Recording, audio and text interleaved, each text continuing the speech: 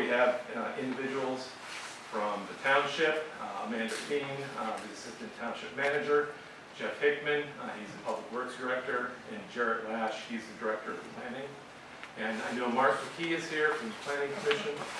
I don't know if there was anybody else from Planning Commission. Oh, yes. Sorry, I haven't met you yet. I apologize. Sorry, your name again? Melanie. Melanie Sicci? Sicci. Thank you. So we will move forward. The group that is going to be making the presentation of the designs is our consulting team, which is Bowles Smythe Associates. We have Jack Smythe Jr. with Bowles Smythe. He'll be doing a presentation.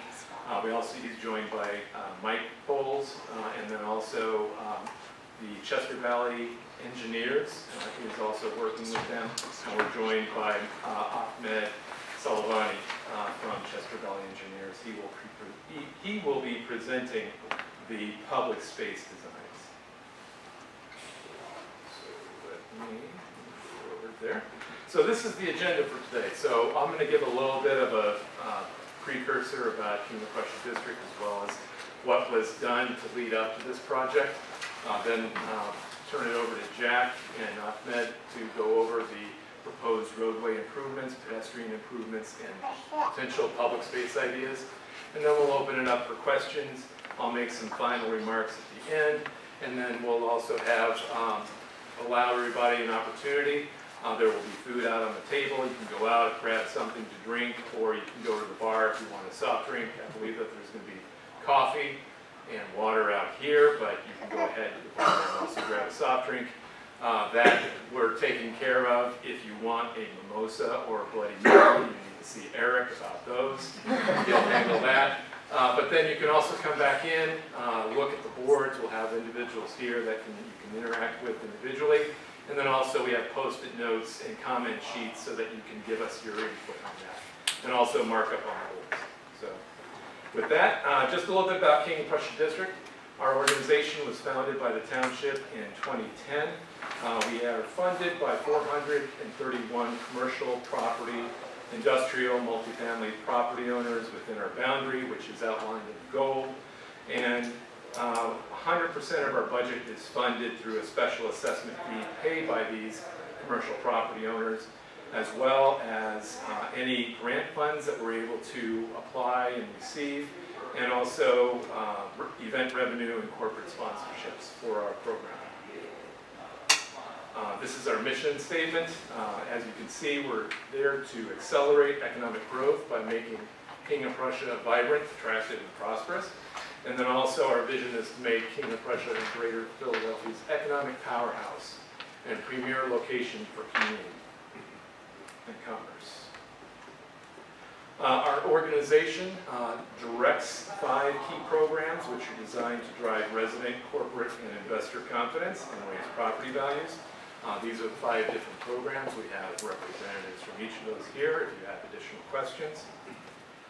But when it comes to the actual Renaissance Park area, in 2020, Upper Merion Township expanded our boundaries to include Renaissance Park, as well as Discovery Labs Innovation 411 and the GSK campus. The area of focus for this design project is this area of Renaissance Park, which looks at the right-of-way improvements along Horizon Drive and Renaissance Boulevard. As you can see, we have 2 million square feet of commercial building space within 33 commercial buildings in this area itself. And then whenever it comes to Renaissance Park employees, there's 3,200 employees in the area. 36% of those are from Montgomery County. Chester County and Philadelphia County have split the remaining amount, as well as Delaware County, and then smaller amounts from other locations. Right now, there's 5 data center projects that are proposed in the area, but though that public hearing has not been scheduled yet, and this project is not actually is irrespective of those proposals. So what we're looking at is strictly the roadway improvements as well as public space. Those improvements would be taking place regardless of whatever the land use would be in this area. So after King of Prussia District was expanded the boundary to include Renaissance Park, We hired Stantec, which is a design and planning firm, to develop a draft strategy that includes ideas and actions for the district to develop and implement. Some of these ideas include very specific options, which are branding, identity, and wayfinding and signage plans, and also improving the visual appearance of the right-of-way as well as the entrances into the park. Other ideas which needed further research and development, like pedestrian connectivity between each of the different buildings, as well as from Renaissance Park to the surrounding neighborhoods. Those are things that we're also working on, and that's why you're here today, to look at those right-of-way improvements that we're talking about. So, as I mentioned, with some of the specific items, we first looked at the brand identity for Renaissance Park, working with property owners to get their ideas on some identities, whether it be logo, whether it be the actual text, and get some information about the park itself and the properties that are within it. That took place in 2021. We were working with a Renaissance Park company, D2, which is a design and branding firm. And with that, they came up with this design for Renaissance Park for the logo, as well as the font and color scheme. After that, we started implementing, working with Tom Poole and the Business Condo Association, started implementing some of the planting beds at the gateway entrances, both pedestrian and the vehicle entrances. And then also taking the master plan for signage that D2 developed, we started implementing the signs themselves at the gateways for both vehicles and pedestrians. And then we started implementing wayfinding and address signs within the park to make it easier for people to get around. All of these are available if you want to email me. My card is outside on the desk. Feel free to grab a card, and if you have any questions about these designs, I'm happy to share those with you. In 2024, we started looking at the bigger conversation of connectivity between the park and within the park. King of Prussia District hired Simone Collins Landscape Architecture and Traffic Planning and Design to investigate this connectivity and also work with the property owners and stakeholders. Based on that, they came up with the Renaissance Park Connectivity Master Plan, which came up with some specific ideas when it comes to the type of pedestrian connections that would be potentially appropriate for the Renaissance Park, as well as some larger ideas of connecting with additional entrances, such as there was a new entrance that was being suggested along Herzog Boulevard, as well as a traffic circle at the entrance or at the intersection with Renaissance Boulevard and Horizon Drive. Those are elements that we're still considering, but right now what we're talking about is the right-of-way features for bike lanes and multimodal trails. And these proposed improvements will make it easier to travel through Renaissance Park, but it also helps to keep it in context with the rest of Upper Merion Township and the region. So when we're looking at pedestrian connections, whether they be for walkers or whether they be for bicyclists or whether they're for commuters that are trying to get to work, we are also very cognizant of the fact that we have a lot of multimodal trails around us, and we'd like to see how we're able to connect Renaissance Park to those multimodal trails and be a part of the Circuit Trail network. And that will help alleviate congestion on some of the roadways leading into King of Prussia and Upper Merion as a whole. With that, I will turn it over to Jack Smythe. He will lead us through the designs that they're proposing, and then he will move forward from there to hand it over to Ahmed to look at the different public spaces that are being proposed. So let me, oops. So all you have to do is just hit that to advance. All right. Thank you, Chris. My name's Jack Smythe from Bowles Smythe Associates. I'm president of the firm. We also have Mike Bowles here from Bowles Smythe, Zach and Pat Portico from Bowles Smythe as well. And our team includes Chester Valley Engineers. We have Ahmed that's going to go through more of the landscape architecture component of this project. We do have an environmental company, AD Marble, and a right-of-way company, Keystone Acquisition Services Corporation, that could come at a later date once we flesh out these preferred concepts that we want to get into. But a little bit about Bowles Smythe very quickly. We've been working with Upper Merion for over 35 years through the Transportation Authority. We were the designers of the Schuylkill ramps to Henderson Road, the Henderson Road widening, the Church Road Bridge. One of my first projects was actually counting cars in parking lots here in Renaissance Park in the 90s. So we've had a lot of good experience and fun working in Upper Merion. So we're glad to be part of this project. We think it's very important. Multimodalism is really key, and that is the focus of this project. So getting right into it, hopefully I go the right way. Yes, I did. Okay. So what I'm going to show you is first the Renaissance Boulevard corridor, starting at the cul-de-sac to the west and heading down through Horizon and down to Sweetland Road. And then the remaining slides will be Horizon Drive from Church down to Renaissance.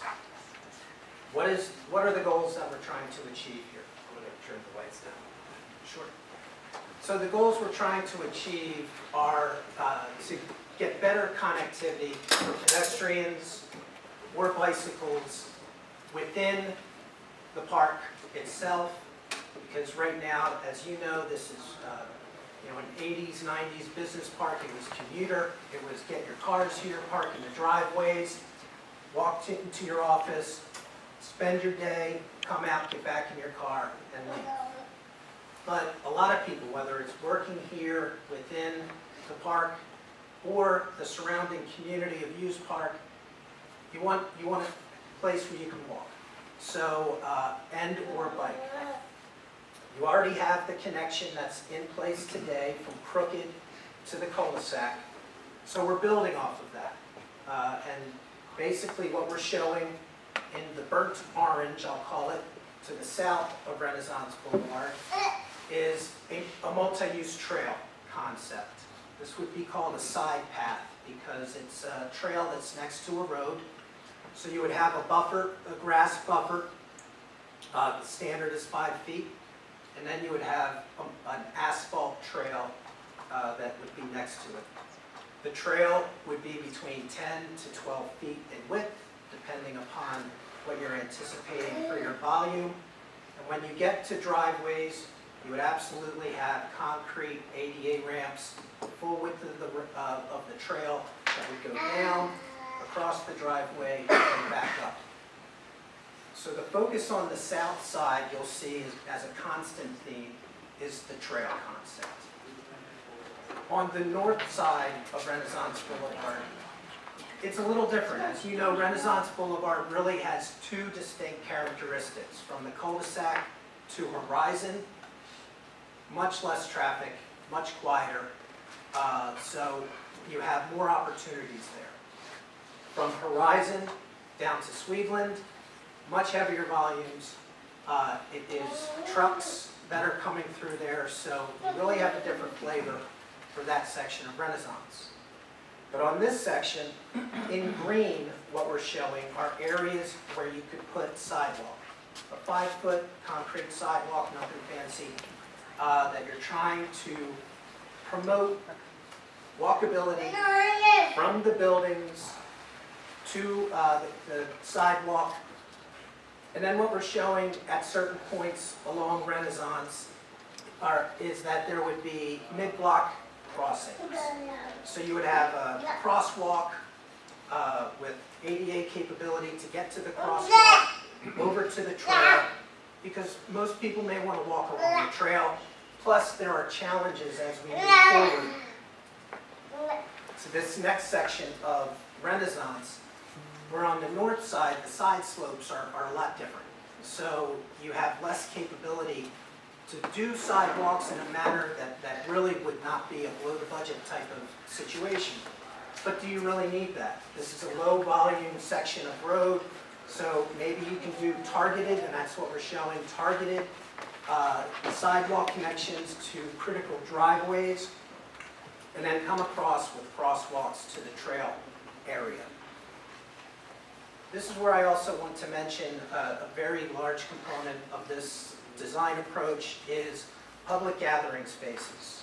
So we want to make sure that as you're on the trail, you're engaging in the surrounding area around you. So Ahmed's going to get into that. I just want to point out, when you see like the cyan circle, like the one that's shown by the drainage basin to the south there, that's an area that has been selected as a potential area for a public gathering space, and he will show you a concept of what that actually looks like when I'm finished. As we come to Horizon itself, we do have the opportunity to use some of the trail that's already in place, but in certain sections of Renaissance, there are trail-type areas that just are narrow and have seen better days. So this section of the trail utilizes the alignment, but reconstructs it to be an asphalt trail to the width required. You'll see the small cyan circle right there southwest of the intersection. That's a existing art structure that's out there today. So we want to promote the enjoyment of it and engagement of it. So the trail is going through that area. Now we get to Horizon and Renaissance. And so really walkability, bikeability, and intersections are always a challenge, right? So we really want to focus on this intersection. You want to make sure your ADA ramps are in good shape, that your crosswalks are high visibility, that your signage is on point, so that you can make sure that the vehicle conflict with drivers and pedestrians or bike users, everybody knows their right of way as they're going through the intersection. So I'll stay on the Renaissance Boulevard side of things. We'll discuss Horizon in a minute. But as you're coming across Horizon, the trail would still stay, as shown in orange, next to the road. There is an existing trail that you can see, again, narrow and not in great shape, that would be abandoned. But there is another area where we can do more of a public gathering space, as shown by that blue oval. This is the area that has a lot more going on with it. So this is also an area where we feel you can get a continuous sidewalk along Renaissance Boulevard on the north side again, as shown in green, from Horizon down the hill. And I'll show you the limits of the sidewalk that we're proposing. This area is not as high of a challenge when it comes to the roadside slopes. You have more of an opportunity to get your traditional sidewalk in, and we really feel like that would bring a nice walkability connectivity component to Renaissance Park. Closer down towards Sweetland, this is the area where Renaissance is divided. Again, a lot more traffic, truck traffic. The trail is still on the south side and stays on the south side. And I'll point out something here that is consistent throughout both Renaissance Boulevard and Horizon Drive. It's a 60-foot right-of-way, meaning that if you do a transportation improvement within that 60-foot area, you're able to do it without compensation. There is also, uniquely to Renaissance Park, beyond the legal right-of-way, a 40-foot public setback that also is available to do these types of improvements. So when you take the 60 feet and you divide it in half, each side of the road will have 30 feet plus 40, so 70 feet available for trails and sidewalks. So for the most part, except for that little meandering area, we're staying within the right-of-way and or the setback area with this project. So you see the green sidewalk comes down. At a certain point with Sweetland to the east, it doesn't make as much sense to have both a concrete sidewalk on one side and a trail on the other side. So what we're showing and what we went out in the field and looked at, that yellow circle is proposed as a rapid flashing beacon, which would be an overhead rapid flashing beacon connecting with crosswalks on either side, again, ADA ramp compliance, to get you from the concrete sidewalk on the north to the asphalt trail to the south. And that way you can head out to Sweetland on a trail or vice versa coming in, because you see the first driveway on the north side is just to the west of the concrete sidewalk limits.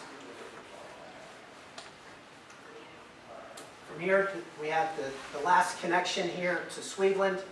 There's no lane configuration changes that are proposed with this project. It would be basically tying in the trail to Sweetland, doing the traffic signal upgrades that would allow for pedestrian signal equipment upgrades or ADA ramps or crosswalk related type of work to get you across Sweetland for future connections. As Chris said, one of the driving factors of this is these improvements within Renaissance Park can really set up for connections external to Renaissance Park, whether it be the local neighborhoods around and in the future, potentially and especially the Chester Valley Trail from Henderson Road, right in that area, finding a way to get down to the Renaissance Park area. So now this is Horizon Drive, starting up at Church and heading down. Thankfully, sidewalk was installed along the south side as part of a more recent project, and so we're not touching that. So our sidewalk really starts as you head further south down Horizon Drive. We're showing it on both sides of the road. We do not connect the sidewalks up to Church on the north side. We just don't feel like those properties have driveways out to Church itself. And if someone is at the Church and Horizon intersection, and there are future sidewalk plans along Church, they can use the crosswalk system to come to the south side and use the concrete sidewalk on the south side. And again, this concept is more sidewalk driven for Horizon Drive. So sidewalk on both sides. At the nice pond area down here, that's another area that was really focused on for a public gathering space that I will show you. And then something that really came out when we were field walking this and talking to some people is the ability to get across the road. So we have a second rapid flashing beacon mid-block crossing at the driveway system there with 3200 Horizon to come back and forth, cross over, get lunch at the brewery, things of that nature, but it really connects both sides of Horizon Drive because yes, the Renaissance Boulevard intersection is further down, but people will generally cross where they feel like they need to, and if it's safe, they'll do it. So we think we have a good spot for a mid-block crossing located in this location. So I talked a lot about the roadsides, but what about the road itself? The road is 40-foot curb to curb. It's a good amount of space. We are not proposing any widening with this project. We're looking to reconfigure the space that's available. And so I'll show you what that means in an upcoming slide. So we showed concept A, but what's concept B?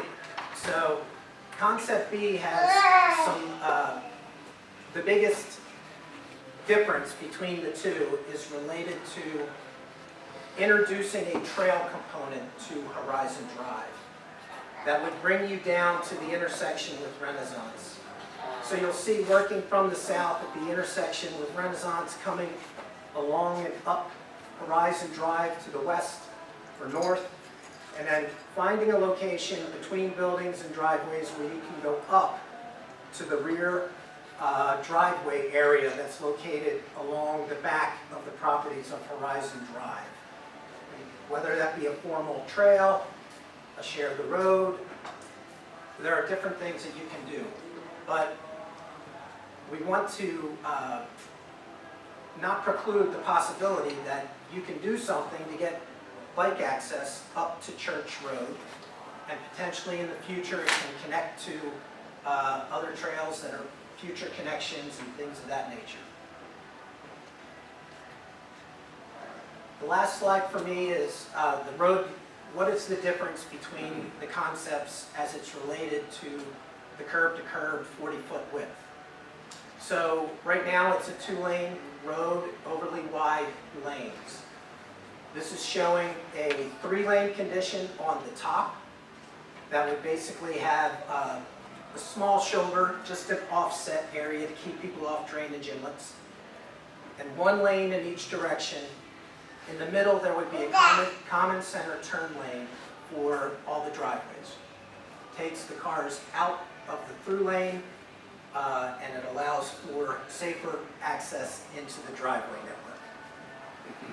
The second concept is to introduce bike lanes on Horizon Drive. There's enough width that you can have the 2-lane road at 11 feet wide. So that's 22 feet, which means you have 18 feet available, 9 feet on each side. We show a buffered bike lane scenario, whether or not that be a 5-foot bike lane with a 4-foot buffer, or 3 and 6. You have some flexibility there, but the key is that buffer is very important to just keep the bikers sheltered away from the passing vehicles, and most specifically trucks. So we really want to hear your thoughts about these concepts. Do you prefer a 3-lane condition? Do you prefer a bike lane condition on Horizon? How do you feel about the trail? After the presentation's over, we're going to bring the boards up. You can come up and tell us, I like this, or maybe can you do more sidewalk here for this building, or can you come across the road here? We really want to basically say that this was what we felt, but now we want to hear from you. And so with that, I'll turn it over to Ahmed from Chester Valley Engineers, and he can show the public gathering spaces. Thank you. As Jack mentioned earlier, we identified 3 structure gathering spaces within our park scope, and we also have a concept of proposing art installation throughout the park. Out of those 3 structured gathering spaces, the first of all 3 of these concepts are basically ecologically themed. And the first one that we have here right off of the Renaissance Boardwalk is, the concept comes from the Piedmont Lowlands, where you have gentle slopes, flat terrains, as well as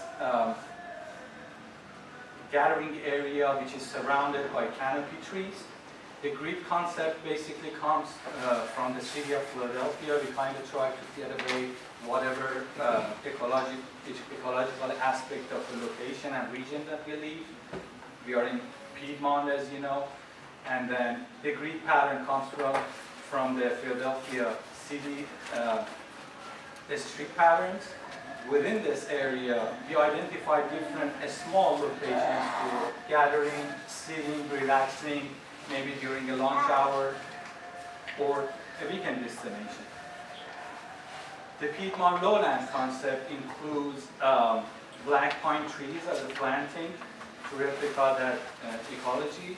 You're going to have beautiful, colorful lounge benches, as well as the picnic tables, a stone dust path, and also we're going to have a lawn gathering area in which you can basically sit on the lawn. Meanwhile, we're enjoying the beautiful view of the existing basin. The second one, our concept was Appalachian uplands, which generally speaking has a very fine terrain from tall ridges to low valleys.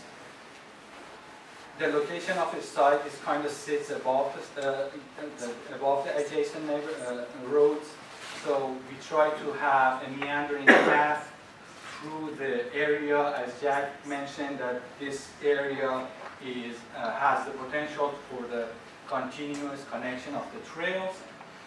And mimicking the Appalachian uplands, we're going to have the stone dust trails, a core gathering space, some a few sitting spaces, which is basically so naturally themed here with boulders, boulder walls, and also the gathering area would be boulder gathering sitting area.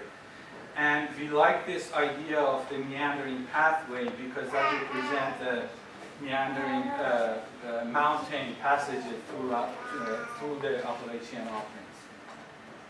The third concept, which is right off the Horizon Drive, we were thinking of creating a kind of beach-wide and coastal ecology in this because of the adjacency to the existing basin.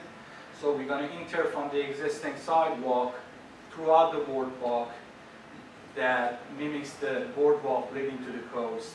We're going to have a sculptural sunshade areas within those sitting / relaxing areas, and permanent lounging hammocks, and again, a few red maple trees just to mimic the coastal plains concept within this area. Again, we are in a very urban environment here, so we try to add a little bit of taste of the ecology of a region, Piedmont coastal ecology, and go from there.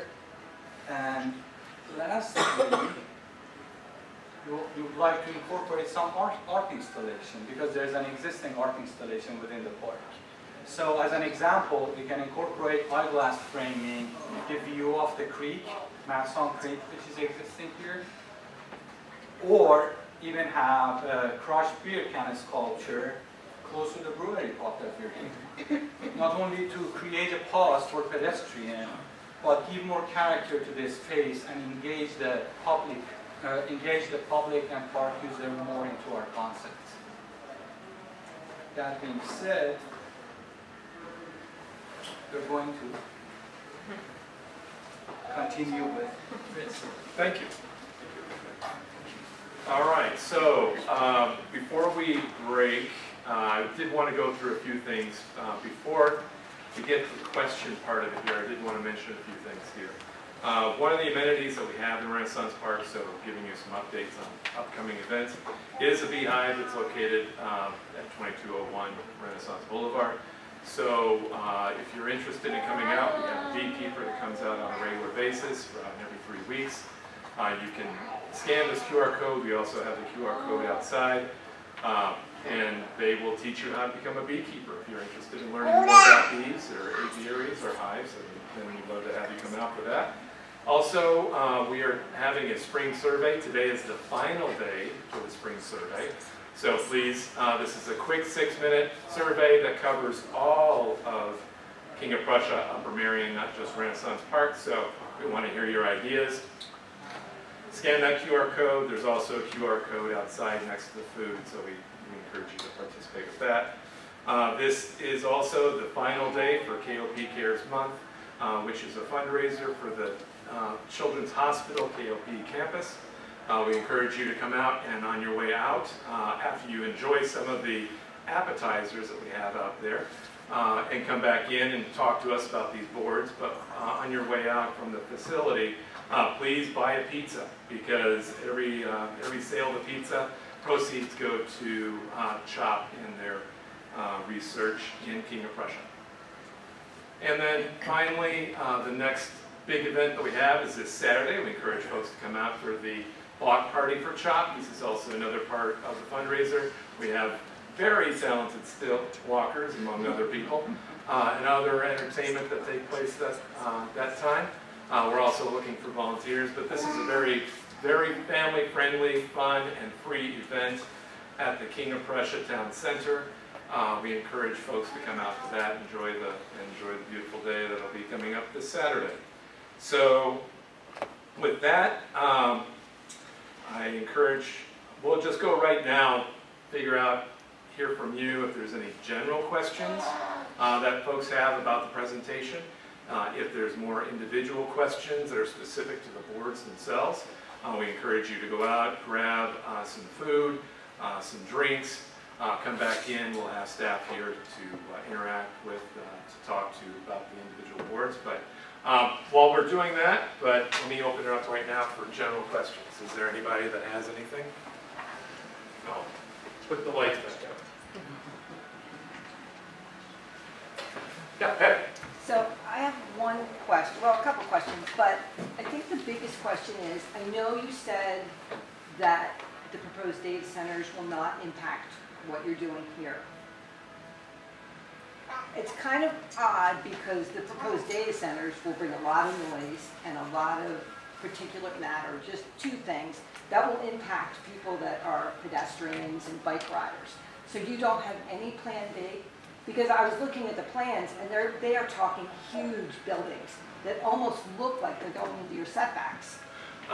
So we will adjust based on whatever development is being proposed, whether it's those development or those data centers or anything else in Renaissance Park along the right-of-way. But they're not allowed to build within that right-of-way area. So it would be, that's the area that we define. And again, these are initial concepts that we're looking at. We're interested in getting input from everybody on this. There is no specific timeline for implementing this plan. That is based on, one, any developments that might come along that would implement the pieces that we outline, and two, any grant money that we're able to raise in partnership with the township to fund the development of these projects if there's no developments that will be taking them on. I mean, So- it's good to hear that there's flexibility, because I did also notice that some of the gathering spaces that you are proposing are going to disappear, like the sculpture would probably disappear. Oh, no, that's staying there. So the gathering place, there are two gathering places that are on Renaissance Boulevard. One of them is further west of that, and the other one's east of that. So that sculpture would be staying. Let's go for That that. I would mean, be staying. that's good. I mean, look, we appreciate, because a lot of people from Hughes Park do use that area. Yeah, And I would hate for you to do all this great stuff and then nobody use it. yeah, You yeah, know, that's a big concern. yes. At this point, what volume of usage do you anticipate for the bike trails and the walking trail? So we don't have a specific number on that. I don't know if you guys with any of the counts that we've done, but what we're looking at here are just the concepts, and then in a lot of instances, whenever we develop these plans, we place them, the township adopts them as far as the official right-of-way. Sidewalks are required regardless of the development. So sidewalks are always going to be required whenever you're installing any new construction. And what we're asking, or what we'll be working with individual property owners on, or we'll be developing ourselves, will be larger sidewalks, which is basically multimodal trail. So it's irrespective of the number of volume that we expect. That does impact possibly the width that we're looking at. But we're also planning on for future development that might be taking place and future conditions and employee counts. And to that extent, also future connections to other trails. So if we can get down to the Chester Valley Trail in the future with a future project, that opens the door for a lot more connectivity. So someone that's driving to Renaissance Park right now may be able to bike instead. And so the volume is not just for today, but it is for future connections as well. And that's why the range of the trail width is 10 to 12 feet. That's going to accommodate your low volume and your higher volume trail. Yes. Yeah, just to build on what you were just saying, has there been any study into where that connection might hypothetically take place in the future between an Office Park Trail and the Chester Valley Trail? It's really only been lines on a plan at this point, but, you know, obviously you have a fixed point where you can get off the Chester Valley Trail at Hanson Access and come down to Henderson Road. You're gonna have to walk your bike underneath the rail overpass. There is nothing you can do to get a trail component on that. But once you get to Henderson and Church, you can go a couple different ways. You can go down Church to Yerkes, to Crooked, or you can stay on Henderson to Shoemaker. Shoemaker's overly wide, then you can go out Yerkes and connect that way. So they're all really just kind of lines on a plan right now, but that's where we're at. And then also, there was another plan that was done in 2009, again, just a concept study that looked at extending the Schuylkill River Trail West, which is on the north side of Upper Marion, all the way down along the river, down to West Conshohocken, and also to Lower Marion. So that would connect down there. Again, that's just a concept. There would definitely need to be more studies that would be implemented on that. All right. Oh, sorry, yes. The third public area that he was talking about, does that connect to the current path that goes back behind this building and through the trees? Is that the path that you were talking about? So there's the bridge right here over the creek, Yeah. and then right behind the building.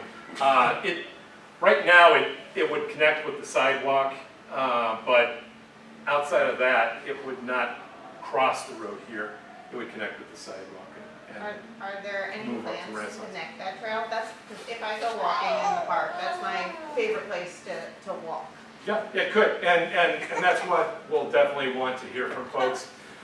When we have the open house portion, we'll be bringing these boards up.